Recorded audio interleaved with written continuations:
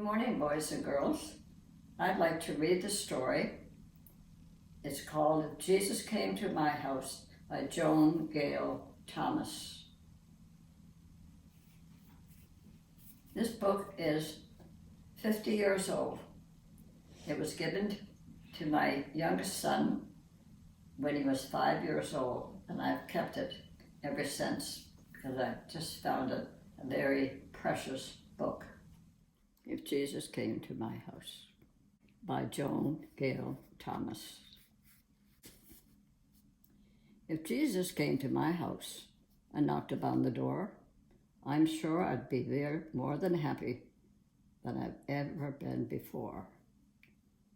If Jesus came to my house, I'd like him best to be about the age that I am and about the height of me. I'd run downstairs to meet him. The door I'd open wide, and I would say to Jesus, "Well, won't you come inside?" I'd offer him my rocking chair. It's such a comfy seat, and on the kitchen floor he should warm his little feet. My kitten and my puppy dog would sit beside his chair. They would be as pleased as me at seeing Jesus there. But I would put the kettle on to make a cup of tea, and we would be happy and as friendly as could be. I'd show him all the places that are nicest in the house, the hole behind the stairs when I pretend that I'm a mouse, the little window up above where I can stand and see the people passing down below, and yet they can't see me. And then I'd show him the corner in the hall where I am sometimes rather frightened by the shadow of the wall. I always have to hurry when I'm going past at night, but hand in hand with Jesus, I'd be perfectly all right. I'd show him round the garden and ask him please to bless the seeds that I have planted, the mustard and the cream and the cress. And if the flowers I'd planted were blooming on that day, I'd pick a bunch of all the best for him to take away.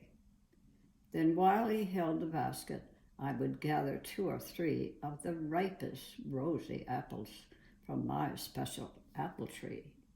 And all the little birds would come and twitter up above for joy at seeing Jesus in the garden they loved. And then we'd play with all my toys, my nicest toys, of course, and he should have the longest ride upon my rocking horse.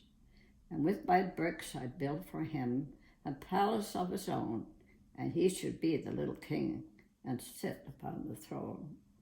And when we'd done, we'd stack the toys all neatly on the shelf, but first I'd let him choose the best and keep them for himself. And when at last the day was done and shadows crossed the sky, I'd see him to the garden gate, and there we'd say goodbye. And he'd perhaps say, "Thank you for a lovely afternoon." And I would say, "I do so hope you'll come back very soon." And then he'd smile and wave goodbye. So it would end our day, but all the house would seem to smile because he'd come our way.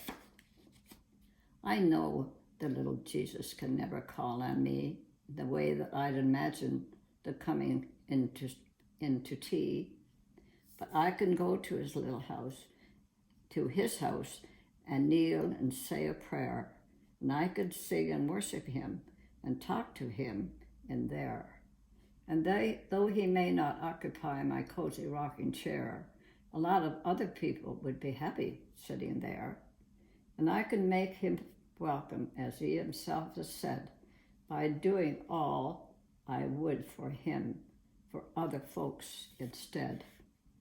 And though the house is dark at night, with shadows on the wall, I never need be frightened when I'm going through the hall.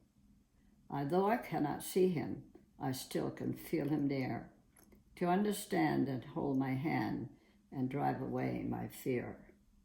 The flowers in my garden he may not pick himself, but someone else would like them upon their mantel shelf.